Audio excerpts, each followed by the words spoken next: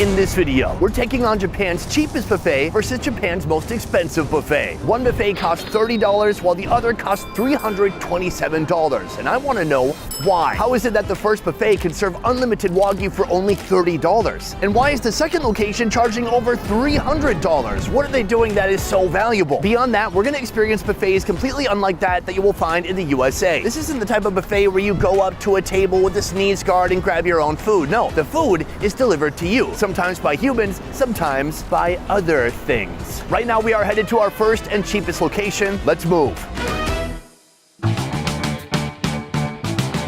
All right, folks, we are headed to our table, and it's a very unique setup that they have here. First of all, they have a two-person dining kind of private situation here with two chairs, but you can also dine alone here in this solo dining pod. This is where I'm going to be eating today. This is the perfect opportunity to avoid any awkward social exchanges. You can ignore the other patrons. Nobody has to see the fact that you're dining alone and judge you. No one can even look in your face because look, no servers. It's just you and the food and a computer screen. Let's get started. All right, folks, I'm really doing this. I'm by myself, and the good thing is I'm alone. And the bad thing is I'm alone and nobody can translate, and I need to figure this experience out for myself. Now, got the menu here. The menu does say that there's an English option. What the?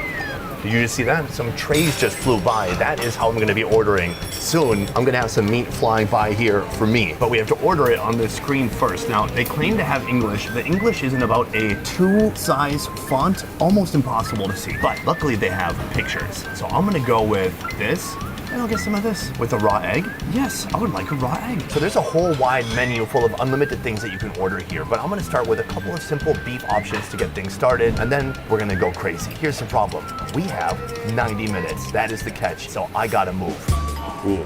The red light is on. That must mean something. Oh Lord, okay, right here we've got beef, we've got an egg, and we've got more beef. And I'm done, so I'm gonna hit this. Bye, have a great time. That was invigorating. This is beyond dining. This is like an interactive experience. All right, so I've been delivered everything right here. I've got 2 types of beef, and then I've got an egg. I'm gonna whip the egg, and this is gonna be a coating for some of that hot meat when I pull it off the grill. Now, right here we've got the grill. I'm just gonna toss the meat on and get to cooking. To truly appreciate the A4 Wagyu, I'm starting with a regular domestic beef brisket, eaten the Japanese way, with a raw egg dip. Let's go for it. I think that works. Coating the meat with egg, it just adds even more flavor. It's super creamy, especially with that egg yolk. Before we dig into this premium A4 Wagyu, I want to know how they're able to make this buffet so cheap. Sir, put her there. You are the manager here at today's most affordable buffet. I have some questions about how your operation works here because it's different from the country that I hail from. How are you able to have a buffet like this that's so affordable? One of the reasons it's so affordable is because of the conveyor belt in the store, and so they don't have to allocate money to human resources when it comes to serving, and they farm their own cow, so it's a lot cheaper to ship the cows to this specific location. Here you are serving premium A4 Wagyu, but later today I'm going to be trying A5 Wagyu, the top of the top. How big is the difference between A4 and A5? I think a normal consumer will not really be able to tell the difference. I think professionals could tell the difference of A5 rank and A4 rank. To me, this sounds like a test, because not only am I not a normal consumer, I am an over-consumer. So. Finally, it's time for that A4 level Wagyu. Normally, this meat costs $100 to $150 per pound, so let's see if it lives up to the price. This does not require much time at all. I mean, look at that beautiful A4 Wagyu. All right, I'm pulling that meat off. That is a beauty right there. Would you take a look? Let's go for it. Wow, that's remarkably good. It's fatty, juicy, sweet, everything at the same time. I'm trying to hide my joy a little bit because everyone's trying to have a quiet, lonesome experience here, but I'm just exploding with meat joy at the moment. Now, here's the thing. You only get 90 minutes when you're in these pods, and I think I've used already 15. I'm moving very inefficiently because I'm trying to take a video. So I'm gonna order a bunch of meats at one time. Right here, we have some of the meats we just tried. Very thinly sliced beef. Here, even more beef options. They have pork skirt steak, beef skirt steak, salt-flavored beef tongue, garlic flavored tongue, and salt flavored tongue. Well, I'm definitely gonna get some tongue, so let's put that on the menu. Here they have pork galbi, sausage, thick cut bacon, and fatty pork. This is called tail and skin from a chicken, crunchy meaty gristles, and chicken neck. I can't help it. I'm gonna get some Japanese chicken ass and some chicken neck. All right, guys, the food has arrived. First of all, here we have chicken ass and chicken skin. Time to throw these bad boys on the fire. I think that's done. All right, let's pull that off. Our chicken tail and our chicken skin right here. While we try that, I'm gonna put this on next. This is the chicken neck. The skewer has basically cooked off of the chicken skin. I hope this was pre-cooked in some way, because I'm not sure that every nook and cranny cooked all the way through. Let's give it a shot.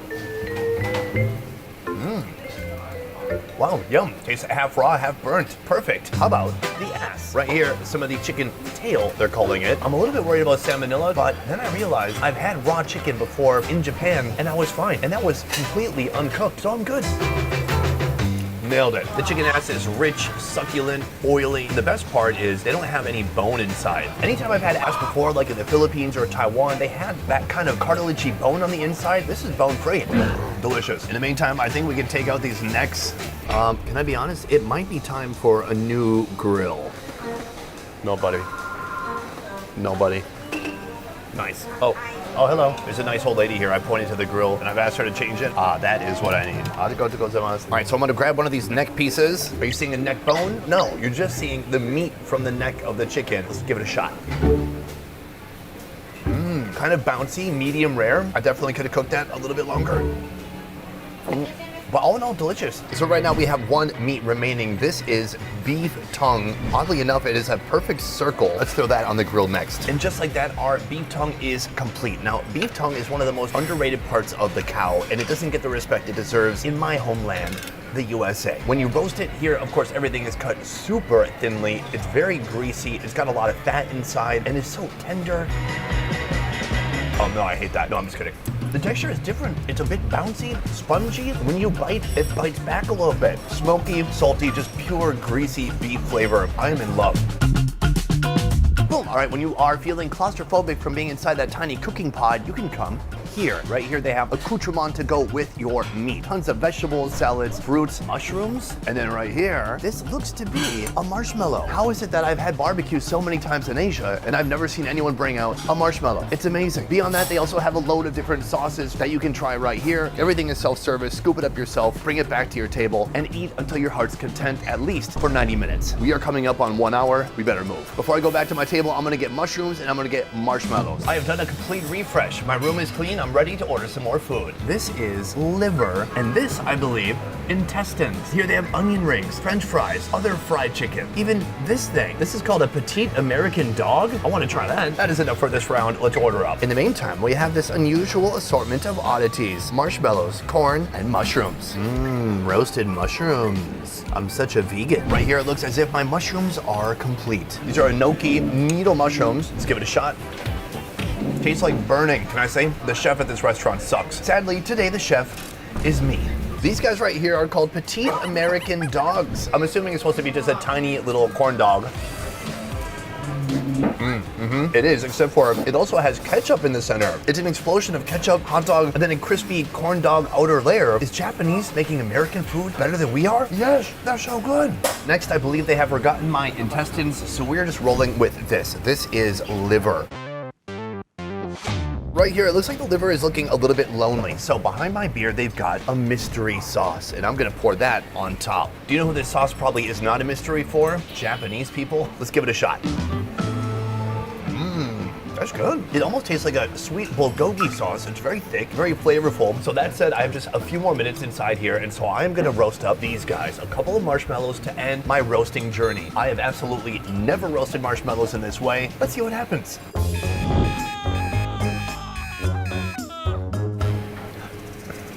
You know, come to think of it, I think I saw roasting sticks up by the vegetables.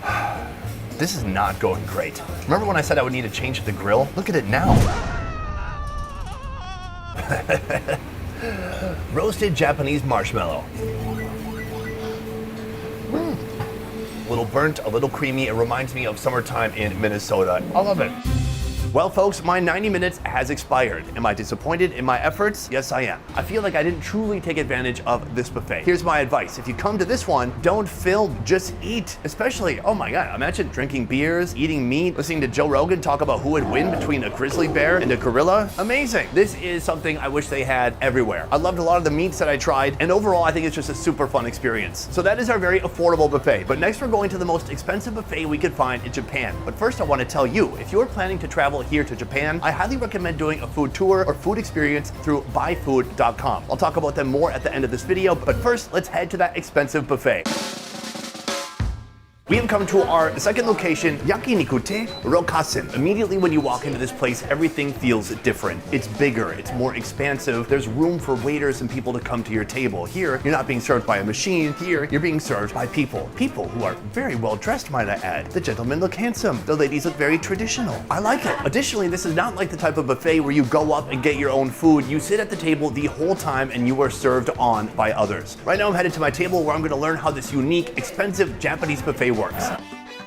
You do not have to get a buffet as expensive as I'm getting today. There are a few different options in here. The cheapest one is 12,100 yen, but the most expensive one is what I'm getting today. That is the Kobe beef for 48,400 yen. This is brand name beef. So I'm basically eating the Chanel of Wagyu, which is amazing because Chanel also made out of cow. Okay, you understand that, but what are the logistics of ordering? First of all, this. Anytime you need anything, you just hit this button. Now the best part is it's not hardwired in, so you can bring it into the bathroom with you in case you need help. Okay, but I don't want to talk to a human every time I want to order a food. That's why I've got the iPad right here. Look at these pictures, big, clear. Look at this font, readable. So we're gonna get started with our first course, the Kobe beef. All right, here we are. Take a look at that. Look at this meat right here. We have 3 different types of beef. Kobe Wagyu. Yes, Kobe Wagyu. Premium salted beef tongue? No. Yes. Which one is tongue? Oh my god. Oh my God. Premium filet steak. Yes. Perfect. Thank you so much. Thank you. Arigatou gozaimasu. ありがとうございます。 All right, let's fucking eat. First, we have this, the filet. Oh my gosh, I'm just gonna put the whole thing on the grill. Now, one thing you're gonna notice right away is a big difference in the size of the meat from our last location. I think the last location used lasers to get the meat very, very thin. Here we got nice, thicker chunks of meat. I'm gonna take this monster piece. Oh lordy. I'm gonna give this a little bit of a dip in the barbecue sauce and let's throw it back. Oh Lord. Now I know why they need walls to separate people, so you don't visually see people moaning with pleasure. That was really good. But it's not just about the difference in quality, it's about the thickness of the cut too. It's so meaty, but so juicy, full of beefy, fat, exploding goodness. Such a satisfying bite. So that is our first cut. Now moving on to this beef tongue right here. Now you saw a beef tongue at our last location. Look how thick this one is. The beef tongue is one of the weirdest appendages of the animal because when it's just in its full tongue form and you're wiggling it around, it looks wild. It does look a bit disgusting. But when you've kind of peeled off the outer layer of the tongue and you've cut it into thin, beautiful strips like this, it looks like steak, but it's gonna have a much different texture. I'm gonna give it a little bit of a dip in my lemon sauce and throw it back. Oh yeah, completely a different experience from that filet. It's a unique, dense texture, kind of like abalone. If Japan can, they're gonna find a way to breed cows with longer tongues. ChatGPT, invent a cow that has a very long tongue. Take a look at that right there. That's a cow that would know how to pleasure me. I mean, by way of its tongue meat. Right now I'm talking to Sakura, full-time manager here at one of the most expensive buffets we could find in Japan. I understand that not everything on the menu is super expensive, and in fact, you don't have to get super expensive meat if you don't want to. But if you want to, you can spend up to $327 on the most expensive buffet option. Why is it so expensive? 牛なんですけど、和牛の中でも The beef that they have shipped to this restaurant is very rare. So when they ship it here, it becomes really expensive because the demand is really high, but the supply is really low. Some buffets try to impress people by having over 150 items, but when it comes to meat here, you have under 20. What is the idea behind not having so many meat options? ある程度のクオリティを Quality is really important for them. When you try to pick things that are high quality, it just the amount tends to get less and less. Well, so then the question is, what if you had to serve one meat dishes? What do you think is the most high quality, high priced, high value item that you have here? 神戸牛神戸トップサーロイン So it would be the Kobe top sirloin. Nice. I'm gonna try that. All right, folks, our meat is finished and it looks phenomenal. The last time I had Kobe beef, I was actually in the city of Kobe, and it was one of the best meat experiences I'd ever had in my life. You had a chef right in front of you, cooking every single bite to perfection. Today, I am that chef. And I gotta say, I'm doing a much better job here than at our first location, where I burned pretty much everything. Cheers. This is the type of food to make you feel not worthy. It's so beefy, it's so juicy, it's heavy. I mean, you couldn't eat too many of these because you would end up feeling sick. But if you dose it properly, it's perfect, just like fentanyl. So for my next course, just like a mother who doesn't truly love her child, I've got my iPad ready to go. So let's walk through some of the meats they have here. First of all, they have the Kobe rib meat. We just had that. Another form of Kobe, not as expensive. Special filet, we tried that. Beef tongue, we tried that. Moving on to the pork section, what I'm interested in is this right here, the Iberian pork loin. Iberian pork is one of the most expensive types of pork anywhere in the world. It comes from Spain and is basically the Wagyu of pork. But I also want to try the Wagyu of the ocean. And now we wait. Oh, hello. Iberico pork. Thank you very much. Thank you. The pork has arrived. Iberico pork. It's got the sheen of a delicious Japanese sauce on top. And, こちらカニクラブ。 oh, is this a Japanese crab? Yes, crab. これ already boiled. Okay, thank you. Our food has arrived. We have our Iberico pork right here, and it doesn't look like pork at all. It actually looks like steak. These pigs are typically raised in forests where they roam freely and feed on acorns, herbs, and grasses, contributing to their unique taste and quality of meat. Let's see how it tastes. Oh, that's a pig. That's a good pig. There's just something naturally sweet about this meat itself. It's so delicious. Pork doesn't get the recognition it deserves, and in Japan especially, beef gets all the attention. But this is something special, and I'm in love. After Wagyu and pork, it is time to take a trip to the sea. Right here we have snow crab. I'm gonna crack this open. All right, let's give it a shot. It's salty and sweet and absolutely delicious. At first, you might look at it, you might think it's a king crab. It is not. This is not imported. It's just brought from, the northern part of Japan. The sweetness is unmatched and it tastes super fresh. From here, it is back to the iPad for one more order. Let's take a look. Now, near the end of the meat menu, you will find some unique items, including fine stomach. Let's get some fine stomach. I also want to get intestine and order sent. Now, you might be asking yourself, hey, Sonny, why would you order that weird stuff? Because I'm at a buffet that costs over $300. I want to understand why they have that uniquely unusual stuff on their menu. Even though the menu is not super extensive, you do make room for some cuts that we would consider unusual in the USA. Like you've got stomach, you have intestine, you have liver. Why still have those organ meats? がそういうのがやっぱ好きなんですね。 So as you mentioned, in America, people don't really eat things like stomach or intestine, but when it comes to Japan, like people really like stomach or intestine. So to respond to the needs of the Japanese customers, they still offer such dishes. That was a stunning and elegant way of saying because people like it. At last, our final course is arriving and it's right here. This looks actually better than I expected. Here we have some stomach and some intestine. So we're gonna throw this all on the grill. Now, a cow's stomach has 4 chambers. This is a portion of the stomach from the first chamber known as mino. The mino is a prized cut in Japanese barbecue valued for its chewy texture and slightly fatty flavor. When cooked on a yakiniku grill like this, it becomes tender and juicy with a pleasantly crispy bite on the outside, creating a contrast with its chewy interior. For most people, when they hear cow stomach, they go, no thanks, gross. But when you hear that description, there's just so much more to it, especially when you come to a place like Japan. That said, let's go for it. Unbelievable. First of all, coated in miso. So it has a super deep, savory flavor to it, and then there's like zero gaminess. It tastes delicious. On to our final food. Right here, some intestine. I've never seen beef intestines like this. First of all, they're not in a tube shape. They're so incredibly fatty. They've reduced in size by about half, and now they're crispy and charred, and they look and smell amazing. Let's go for it. It's so good. A little chewy, kind of like squid texture, not a ton of flavor. This could use a dipping sauce because it was only seasoned with salt, but it's not gamey, there's no funkiness. It's just a nice, crispy, toasty kind of flavor to it. I'm gonna dip one in my barbecue sauce just to give it a little bit more flavor. Oh yeah. The special care that has been given to this unusual, often discarded part of the animal, Japan, you've earned my respect. So this is my final food at this buffet. But from here, I'm gonna step outside and tell you which buffet today gave me the most bang for my buck.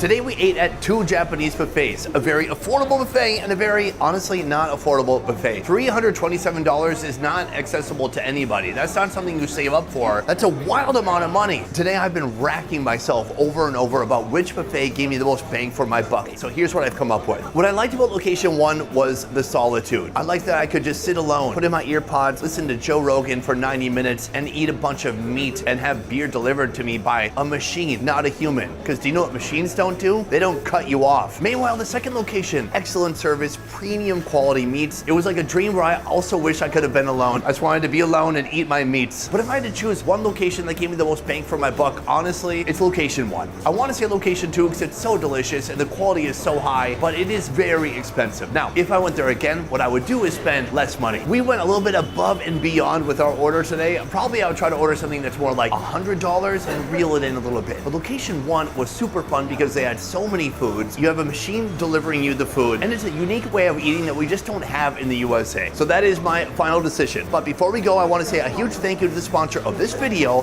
buyfood.com. Traveling to Japan? Make your trip extra special with an omakase sushi dinner in Tokyo or a ramen cooking class in Osaka through buyfood.com. With over 800 tours, classes, and experiences, and over 3,000 restaurants across Japan. Planning a delicious trip has never been easier. Whatever you're craving, you're sure to find it on buyfood.com. Anyways, that is it for this video. Thank you so much for watching. I will see you next time.